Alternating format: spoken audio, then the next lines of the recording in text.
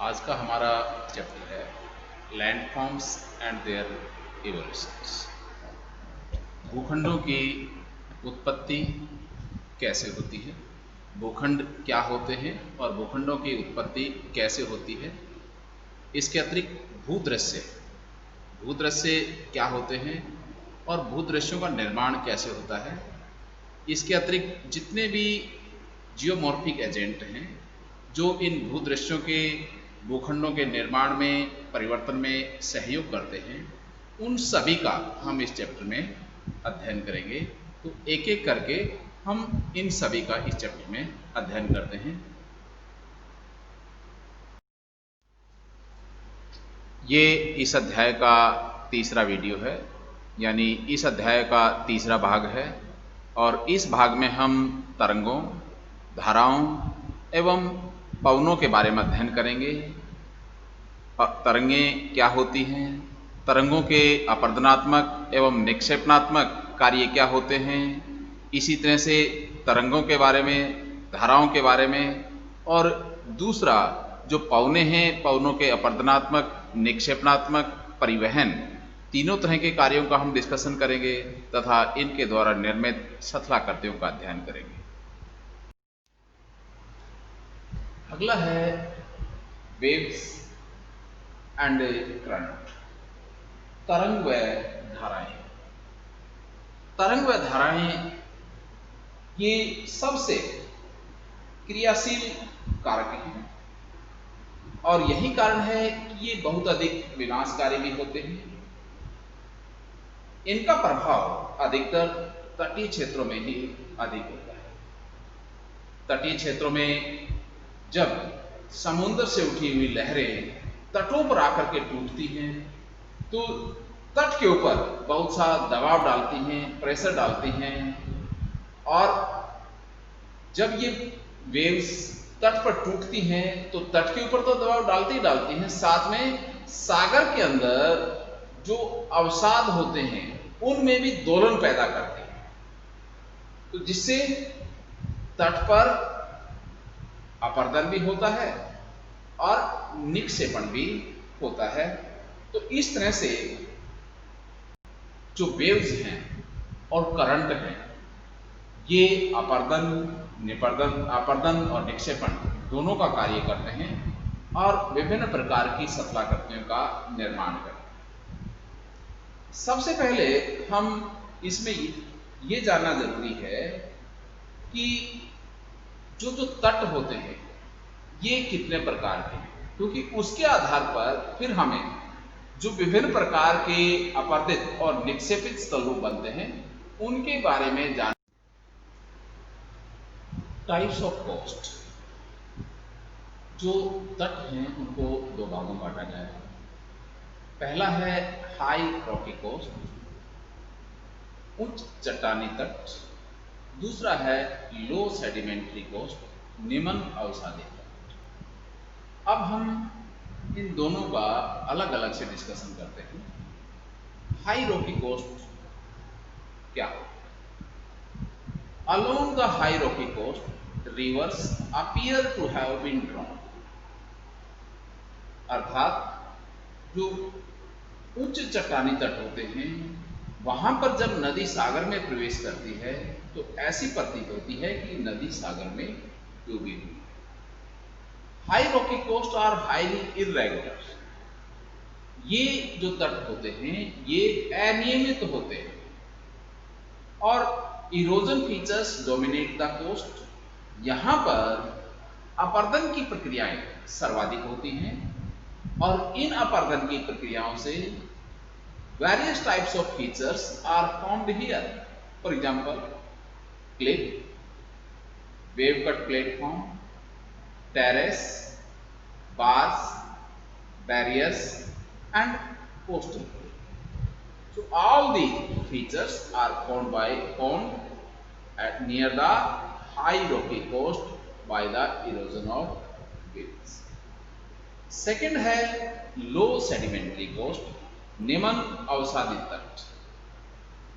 निम्न अवसादी तट जहां पर नदी ऐसी प्रतीत होती है कि अपनी लंबाई बढ़ा करके और सागर में प्रवेश करती है। और ये ऐसे क्यों प्रतीत होती है? क्योंकि जब नदी अपने साथ विभिन्न प्रकार के अवसाद, रेत, मिट्टी, गाद इत्यादि लेकर के आती है तो अपने मुहाने पर जमा करती है। और या तो इसको डेल्टा के रूप में जमा करती है या प्लेन के रूप में निर्माण करती है वहां पर। और ऐसे लगता है कि नदी सागर में प्रवेश करने से पहले अपनी लंबाई को बढ़ा रही है। तो ऐसे जो तट होते हैं वो लो सेडिमेंट्री तट होते हैं। लो सेडिमेंट्री कोस्ट हैं, ये काफी चिकने होते हैं, स्मूथ होते हैं, समतल होते हैं। और यहाँ पर निक्षेपण की क्रियाएं अधिक सक्रिय रहते हैं, निक्षेपण अधिक होता है। और इस निक्षेपण से अनेक तरह की सफलाकृतियों का निर्माण होता है, जैसे बार है, बैरियर है, स्पिट है, लैगून है। ये विशेष रूप से लो सेडिमेंट्री कोस्ट पर बनते हैं। अगला हमारा पॉइंट है तरंगों के द्वारा बनाए गए अपर्दित स्थल। जब तरंगें किनारों पर टकराती हैं, तटों के साथ टकराती हैं, चट्टानों से टकराती हैं, तो अनेक तरह की सफलाकृतियों का निर्माण करती है, जैसे क्लिफ हैं, टेरेसेस हैं, केव्स हैं and stacks. We will discuss one by one of all these. First, we discuss cliff. Steep slope facing the sea are known as cliff. Cliffs are formed due to constant and direct strike of waves. A notch is formed at the base of the rock. Due to undercutting the notch, it widen and deepen. In this way, an overhanging rock project toward the sea is formed, and after some time, the large blocks of the rocks fall into sea, and a vertical wall-like structure is left. Such structure is known as cliff. देखिए, हिंदी में कहा जाता है जब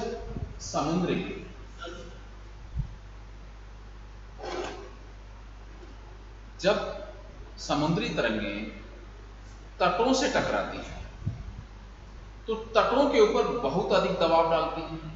तटों के पास जो चट्टानें होती हैं उनके ऊपर दबाव डालती हैं और उनका आवर्धन करती हैं। जब तरंगें लगातार और सीधी चट्टानों से टकराती हैं तो चट्टानों का जो आधार होता है वहां पर एक नोच बन जाती है। नोच का मतलब एक निशान सा खाली जगह से बन जाती है। और जब तरंगें लगातार वहां पर टकराती हैं तो जो नोच वाला क्षेत्र होता है वो काफी गहराई तक खाली हो जाता है, चट्टानें वहां से टूट जाती हैं और एक लटकती हुई चट्टान की स्ट्रक्चर, सागर की तरफ लटकती हुई चट्टान की स्ट्रक्चर बन जाती है।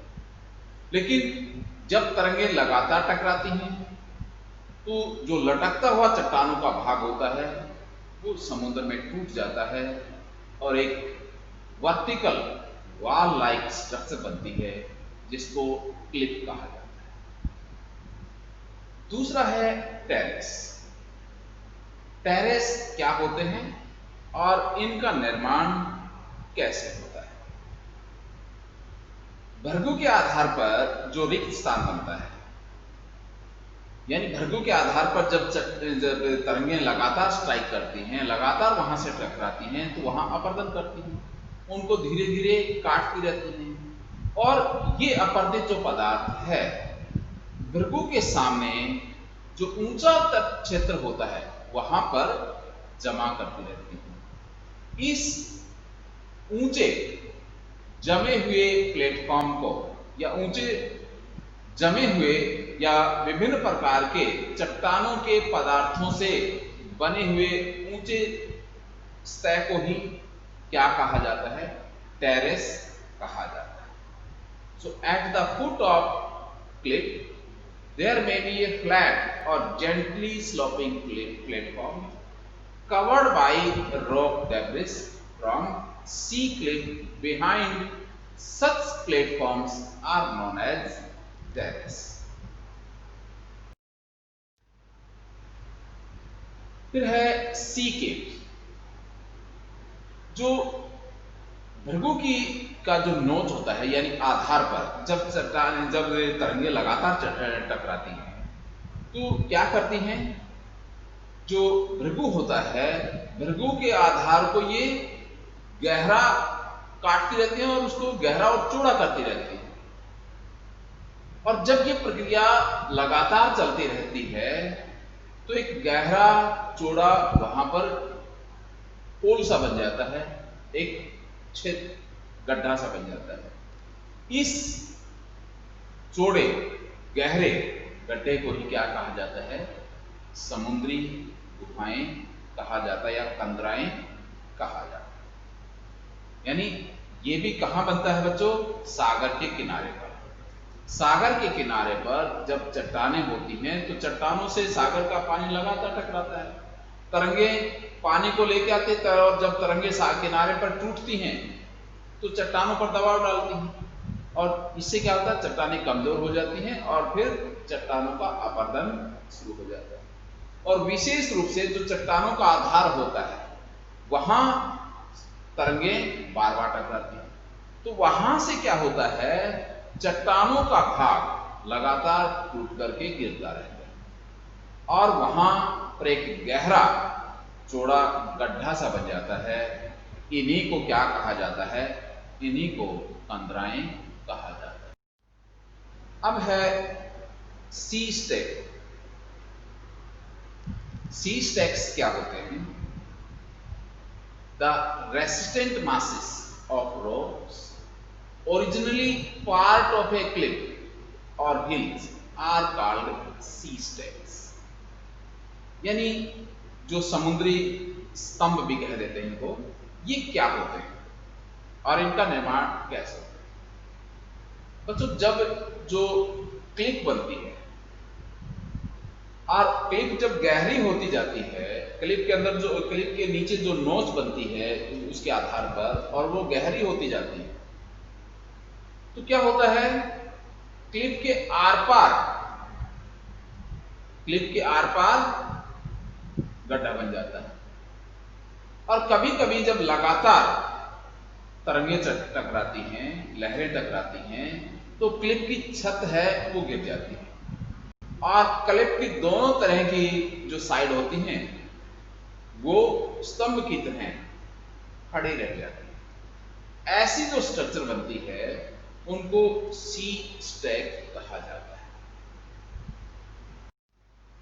अगला पॉइंट है तरंगों द्वारा निर्मित निक्षेपित स्थल।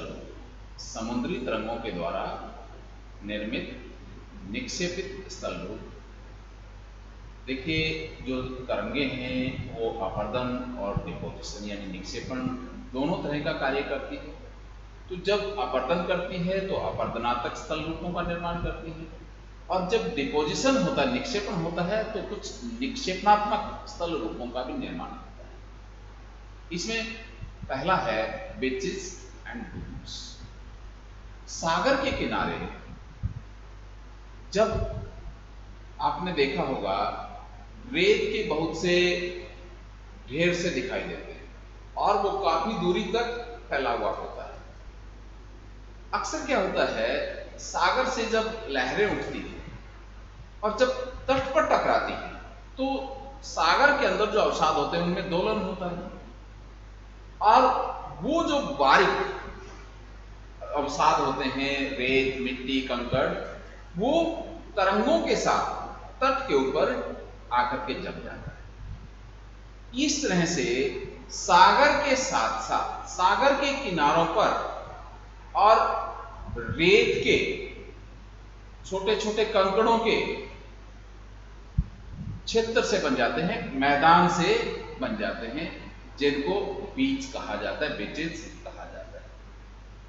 और जब ऐसे तट के साथ जो रेत के मैदान होते हैं, अगर उनमें बहुत छोटे छोटे पेबल्स हों, स्मॉल पार्टिकल्स हों, तो ऐसे बीचेस को सिंगल बीचेस कहा जाता है।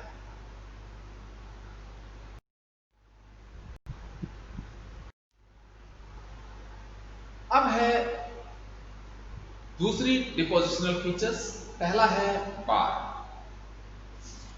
दूसरा है बैरियर और तीसरा है स्पिट। बार का मतलब होता है रोधिका, बैरियर का मतलब है रोध और तीसरा है स्पिट, जिसको हिंदी में भी स्पिट कहा जाता है। अब देखते हैं कि जो बार है वो क्या होता है। A bar is a ridge of sand, gravels built on sea floor. Generally, it runs parallel to the coast. When the supply of sand is great, the mouth of the bay is closed by these bars. Such sand ridges near the coast, but on the sea surface, such ridges of sand are known as bars. यानी बच्चों देखिए, जो रोधिका है ये सागर के तल पर बनती है, ठीक है ना। नदियां विभिन्न प्रकार का अवसाद, रेत, मिट्टी इत्यादि बहा करके लाती है और सागर में जब प्रवेश करती हैं तो वहां पर जमा करती हैं। और जब ये प्रक्रिया लगातार होती है तो रेत की एक कटक सी बन जाती है, ठीक है ना। रेत की एक कटक सी बन जाती है और कभी कभी जब सप्लाई यानी नदियों के द्वारा या समुद्री तरंगें समुद्र से रेत ला करके वहां जमा कर देती हैं, तो कभी कभी ये बार खाड़ी के मुंह को भी बंद कर देती है। तो इस तरह से जो रेत की जो बार बनती है बच्चों, रेत की जो कटक बनती हैं, इन्हीं कटकों को ही बार कहा जाता है। दूसरा है बैरियर, जिनको रोध कहते हैं। An offshore bar which is exposed due to further addition of sand is termed as a barrier bar. बच्चों जो बार होती है, अगर इसके ऊपर लगातार रेत मिट्टी जमता रहेगा तो क्या है, ये धीरे धीरे समुद्र के पानी में दिखाई देने लग जाएगी और काफी समय के बाद क्या होगा, ये समुद्र से थोड़ी सी ऊंची भी दिखाई देने लगी। जब ये समुद्र से एक्सपोज, समुद्र से दिखाई देने लग जाती है, यानी रेत की जो बार होती है, तो इसी को क्या कहते हैं, इसी को ही बैरियर बार कहा जाता है। अब है spit. It is a tongue shaped ridge of sediments deposited by waves. Its one end it attached to the land and another end projects into the open sea. Such types of ridges of sediments is known as spit. यानी जो spit है बच्चों, ये जिह्वा की आकृति के अवसादों की कटक होती है जो तरंगों के द्वारा जमा की जाती है। जब इसका एक किनारा जमीन से जुड़ जाए और दूसरा सागर की तरफ खुला हो, तो इसी को क्या कहते हैं, स्पिट कहते हैं। अगला है बच्चों द वर्क ऑफ विंड, यानी पवनों का कार्य। अभी हमने देखिए सबसे पहले रिवर के बारे में पढ़ा, फिर भौम जल के बारे में पढ़ा, उसके बाद हमने ग्लेशियर के बारे में पढ़ा, फिर तरंगों के बारे में, और अंत में हम पहुंच गए हैं पवनों के कार्य। पवन भी बच्चों एक बहुत ही महत्वपूर्ण अनाच्छादन का कारक है।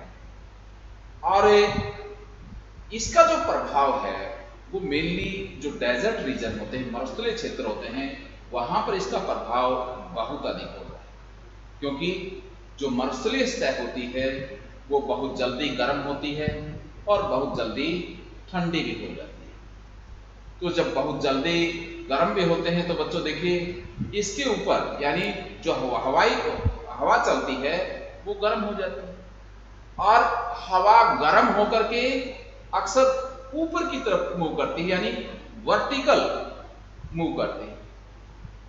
जब हवा वर्टिकल मूव करती है और हवा के रास्ते में अगर कोई बाधा आ जाती है तो हवा भंवरों का निर्माण करती है। किसका निर्माण करती है? या भंवर या व्हिर्लपूल का निर्माण होता है। ठीक इसी तरह से बच्चों हवा हॉरिजॉन्टली भी मूव करती है, यानी क्षैतिज रूप में भी धरातल के साथ साथ मूव करती है। और अगर जब धरातल के साथ साथ मूव करती है और रास्ते में कोई बाधा आ जाती है तो टर्बुलेंस पैदा होते हैं, विक्षोभ पैदा होते हैं। और जो तूफान होते हैं बच्चों, तूफान तो और भी विनाशकारी होते हैं, ठीक है ना। इससे क्या होता है, जब तूफान आता है तो पवन के साथ अनेक प्रकार के कंकड़ पत्थर, रेत, मिट्टी हवा में एक स्थान से दूसरे स्थान तक काफी तेज गति से उड़ करके जाते हैं। और ये जो पार्टिकल्स होते हैं हवा के साथ, कंकड़ों के पार्टिकल्स, पत्थरों के पार्टिकल्स, रेत के जो पार्टिकल्स हैं, ये सैंड ब्लास्ट की तरह कार्य करते हैं। यानी ये एक तरह से हवा के औजार हैं, हवा के उपकरण हैं, वायु के, विंड के, पवन के उपकरण हैं। और इनके द्वारा क्या है, पवन जब चट्टानों से टकराती है या धरातल से घर्षण करके चलती है तो धरातल का भी अपरदन करती है, और चट्टानों से टकराएगी तो चट्टानों का भी अपरदन करेगी। और फिर जब इसके रास्ते में कुछ बाधा आ जाती है तो इनको गिरा भी देती है। तो इस तरह से जो पवन है वो अनेक तरह के अपरदन के कार्य करती है, जिससे अपरदनात्मक सत्ताकृतियों का निर्माण होता है। और जब ये अपरदित पदार्थ जहां पर ये जमा करती है तो वहां पर ये विभिन्न निक्षेपणात्मक संरचनाओं का भी निर्माण करती है।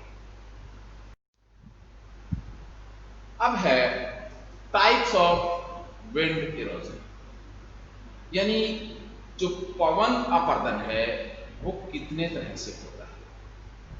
There are 3 types of wind erosion.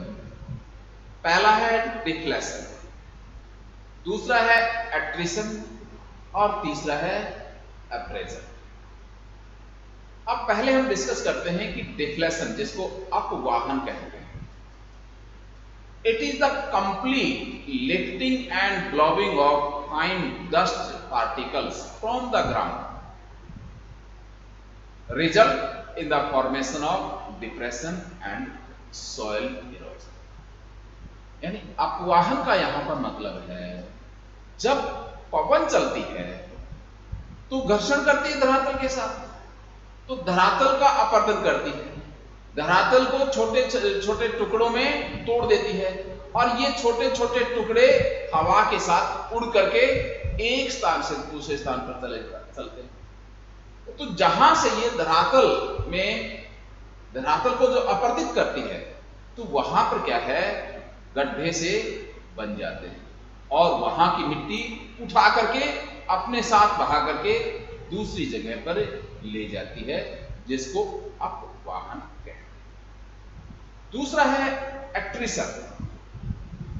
Sometimes piece of wind blown materials collided into each other, it is greatly reduced and grains are formed. This action of wind is called attrition. इसको कहा जाता है बच्चों सन्नी घर्षण। हिंदी में इसको क्या कहा जाता है, सन्नी घर्षण कहा जाता है। बच्चों जब पवन चलती है तो पवन के साथ चट्टानों के छोटे छोटे टुकड़े होते हैं, मिट्टी के टुकड़े होते हैं, रेत पार्टिकल्स, सैंड पार्टिकल्स होते हैं। बच्चों जब हवा उड़ चलती है तो ये पार्टिकल कभी क्या होते हैं, आपस में भी टकराने लग जाते हैं। जब ये आपस में टकराते हैं तो टूट टूट करके छोटे छोटे टुकड़ों में परिवर्तित हो जाते हैं। पवन का जो ये कार्य है बच्चों, ये सन्नी घर्षण कहलाता है। तीसरा है abrasion. It is the work of strong air arm with sand and dust particles which are the tool of the wind. It drive them against the rope. Ropes are polished and smooth. Such action of the wind is known as abrasion. यानी इसको हिंदी में कहा जाता है बच्चों घर्षण। बच्चों जब पवन चलती है तो धरातल से भी घर्षण करती है और धरातल को तोड़ करके रेत मिट्टी के कण अपने साथ उड़ा करके ले जाते हैं। These are the tools of the wind. और बच्चों जब ये चट्टानों से टकराती है, चट्टानों से जब रेत टकराता है, छोटे छोटे कंकड़ों के कण टकराते हैं तो चट्टानों को ये रगड़ देती हैं, चट्टानों को ये घर्षित कर देती हैं, तो चट्टानें चिकनी बन जाती हैं। पवन का ये कार्य घर्षण कहलाता है। ये देखिए एरोजनल लैंडफॉर्म बाय विंड्स दिखाया गया है कि पवन है वो किस तरह से चट्टानों का घर्षण करती है, चट्टानों से टकराती है और अपर्दन करती है। जो चट्टानें मुलायम पदार्थों से बनी होती हैं उन पर घर्षण अधिक होता है और जो चट्टानें कठोर होती हैं वहां पर घर्षण कम होता है। तो अनेक तरह की सतलाकृतियों का निर्माण होता है। अब आता है बच्चों इरोजनल लैंडफॉर्म्स, यानी पवन किन अपर्दनात्मक सतलाकृतियों का निर्माण करती है। और यहां पर सबसे पहले है पेडिमेंट्स और इसके बाद हम डिस्कस करेंगे पैडी प्लेन। पेडिमेंट्स और पैडी प्लेन्स क्या होते हैं? देखिए जो पेडिमेंट्स हैं, these are generally inclined rocky floors due to the mountains at their foot और without a thin cover of debris are called pediments. तो देखिए ये जो पेडिमेंट है मोस्टली प्रदेशों में जो चट्टानी क्षेत्र होता है, थोड़ा सा ऊंचा उठा हुआ क्षेत्र या पर्वतीय क्षेत्र होता है, पर्वतों से पवन लगातार टकराती है। तो पर्वतों का जो फुटप्लेन एरिया होता है बच्चों, वहां पर हवा के लगातार टकराने से क्या होता है, एक ऊंचा और समतल सा मैदान बनता है जिसको हम पेडिमेंट्स कहते हैं। और इसके ऊपर पवनों के द्वारा जो छोटे छोटे कंकड़ पत्थर रेत आदि लाए जाते हैं वो जम जाते हैं। तो ऐसे जो मैदान बनते हैं उनको पेडिमेंट्स कहा जाता है। हिंदी में भी इनको पेडिमेंट ही कहा जाता है। अब दूसरा है पैडी प्लेन। पैडी प्लेन इसको हिंदी में कहा जाता है पद सतल। इसका निर्माण कैसे होता है? देखिए the high relief in desert area is reduced to low featureless plains are called pediplain. तो जो मरुस्थलीय प्रदेश होते हैं और मरुस्थलीय प्रदेशों में जो ऊंचे प्रदेश होते हैं, ऊंचा धरातल होता है, वहां पर पवन बहुत सा अपर्दन करती है और इतना अपर्दन करती है कि उस ऊंचे उठे हुए धरातल को लगातार तोड़ती है, उसको घिसाती है और एक आकृति विहीन मैदान में परिवर्तित कर देती है। इसी को पैडी प्लेन कहते हैं या पदस्थली कहा जाता है। अगला है पलाया। अब पलाया क्या होता है? पलाया भी देखिए क्या है, ये मरुस्थलीय प्रदेशों में बनता है बच्चों, और विशेष रूप से पर्वतों व पहाड़ियों के बीच जो बेसिन होती है वहां पर पलाया का निर्माण होता है। ठीक है ना। अब ये बनता कैसे है?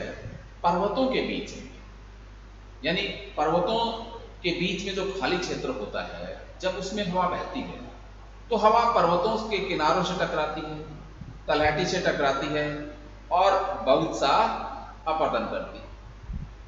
और पर्वतों से जब टकराती है तो अपरदित पदार्थ इन पर्वतों के बीच में जो क्षेत्र होता है उसमें वहां पर जमा करती है।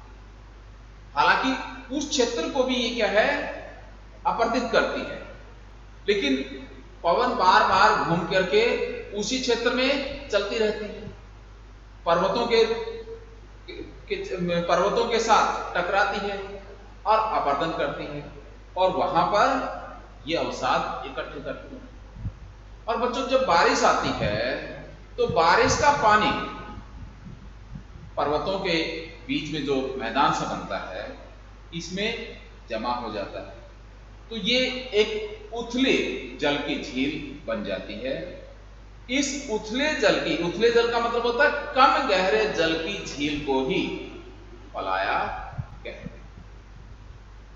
ये अक्सर जो मरुस्थलीय प्रदेश है, और मरुस्थलीय प्रदेश में भी देखिए जो पर्वतीय क्षेत्र होते हैं, और वहां पर क्या होता है, पर्वतों के बीच में जो थोड़ा सा क्षेत्र होता है वहां पर क्या है, जब वर्षा होती है तो वहां पानी रुक जाता है। हालांकि ये कम गहरी झील होती है, तो पर्वतों के बीच में, मरुस्थलीय प्रदेशों में पर्वतों के बीच में जो कम गहरे पानी की झील होती है इसी को क्या कहते हैं, इसी को पलाया कहते हैं। अगला पॉइंट है मुस्रम, हिंदी में कहा जाता है छत्रक शैल। मरुस्थलों में अधिकतर चट्टाने पवन अपवाहन व अपघर्षण द्वारा शीघ्रता से कट जाती है, और कुछ प्रतिरोधी चट्टानों के घिसे हुए अवशेष जिनके आधार पतले व ऊपरी भाग विस्तृत तथा गोल टोपी के आकार के होते हैं, छत्रक कहलाते हैं। बच्चों इस तरह की जो सतह करती है वो भी अधिकतर जो मरुस्थलीय प्रदेश होते हैं वहीं पर बनती है। जब पवनें लगातार चट्टानों से टकराती हैं तो चट्टानों का जो मुलायम भाग होता है वो जल्दी टूट जाता है, और जो कठोर भाग होता है वो टूटता नहीं। तो कभी कभी क्या होता है, ऐसी प्रतिरोधी चट्टानों के कारण कुछ अवशेष जल्दी घिस जाते हैं, टूट जाते हैं और पतले हो जाते हैं, जबकि जो ऊपरी भाग है वो विस्तृत और गोल टोपी के आकार का बन जाता है। तो इस तरह की जो आकृति बनती है उसको छत्रक शैल कहते हैं। अब है निक्षेपित स्थल। जब पवन चलती है तो अपरदन करती है, अपरदन करती है तो अनेक तरह का रेत, मिट्टी, कंकड़, अवसाद अपने साथ उठा करके ले जाते हैं, और जब पवन के रास्ते में बाधा आती है तो वो इनको जमा करती है, तो अनेक तरह की सतलाकृतियों का निर्माण होता है।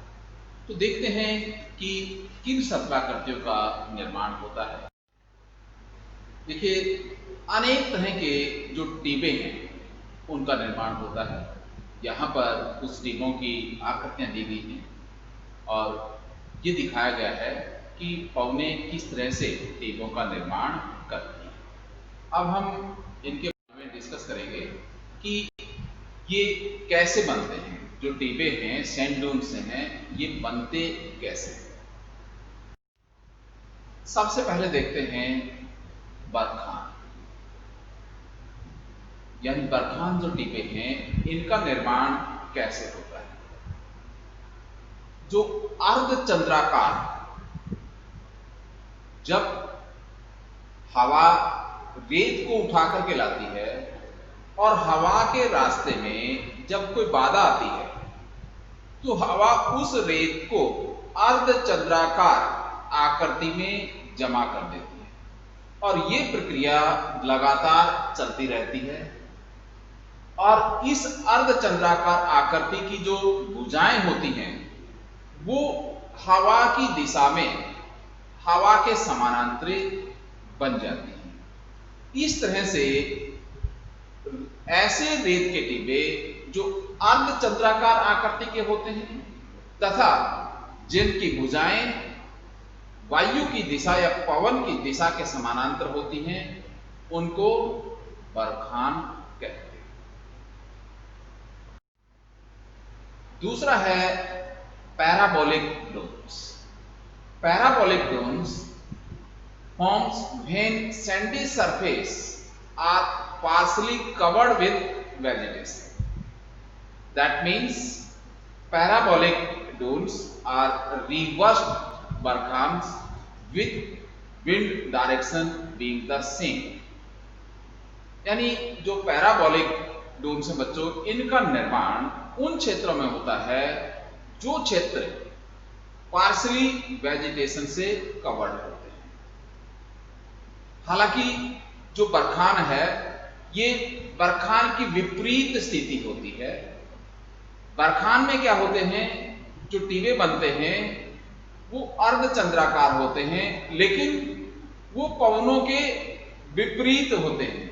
लेकिन इसमें क्या होता है, जो अर्धचंद्राकार स्थिति बनती है वो पवनों की दिशा में बनती है और इनके जो डायरेक्शन होती है वो पवनों की तरफ होती है।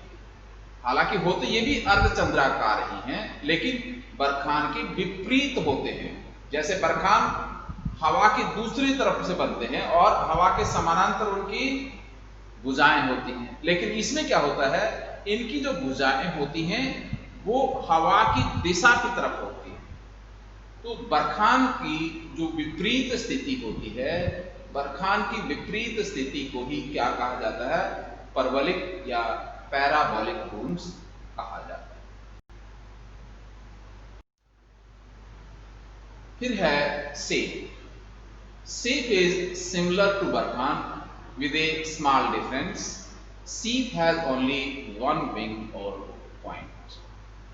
यानी सेप का मतलब है बच्चों ये भी बरखान की तरह होते हैं, बस डिफरेंस इतना होता है कि बरखान में दो विंग होते हैं यानी उसकी दो बाजुएं होती हैं, जबकि सीप में केवल एक भुजा होती है, एक बाजू होती है। जब ऐसे टिबे का निर्माण होता है जिसकी केवल एक ही भुजा होती है तो इस तरह के टिबे को सीप कहा जाता है। अगला पॉइंट है लॉन्गिट्यूडनल डोम्स, जिनको हिंदी में कहा जाता है अनुदैर्ध्य टिबे। ये जो टिबे होते हैं ये अत्यधिक लंबाई व कम ऊंचाई के लंबायमान कटक प्रतीत होते हैं। यानी longitudinal domes form when supply of sand is poor and wind direction is constant. These are long narrow ridges of sands. These lie parallel to the direction of wind. They are sometimes 100 meter high. यानी जो अनुदैर्ध्य टिबे हैं बच्चों, ये तब बनते हैं जब हवा एक ही दिशा से बहे या एक ही दिशा से चले लेकिन रेत की आपूर्ति पर्याप्त न हो। जब रेत की आपूर्ति पर्याप्त नहीं होती है तो बच्चों जो सैंड है वो एक संकीर्ण लंबी कटक के रूप में जमा हो जाता है और ये वायु की दिशा के समानांतर ही बनते हैं। कभी कभी इनकी ऊंचाई है वो 100 मीटर से भी ऊंची हो जाती है। इस तरह से संकीर्ण लंबी रेत की कटक को, जिसकी दिशा पवन की दिशा के समानांतर होती है, अनुदैर्ध्य टिबे कहलाते हैं। दूसरा है transverse dunes. Transverse dunes are formed perpendicular to wind direction. They look like large beds of sand. They are semicircular in shape. देखिए बच्चों, जो ट्रांसवर्स डून्स हैं, इनको हिंदी में अनुप्रस्थ टिबे कहा जाता है, और ये प्रचलित पवनों की दिशा के समकोण पर बनते हैं।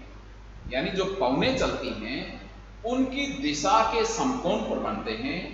इन टिबों के निर्माण में पवनों की दिशा निश्चित और रेत का स्रोत पवनों की दिशा के समकोण पर हो, तो ऐसी स्थिति में अधिक लंबे व कम ऊंचाई के टिबे बनते हैं। जब रेत की आपूर्ति अधिक हो तो अधिकतर नियमित बालू टिबे एक दूसरे में विलीन हो जाते हैं और उनकी वास्तविक आकृति व अनोखी विशेषताएं खत्म हो जाती हैं।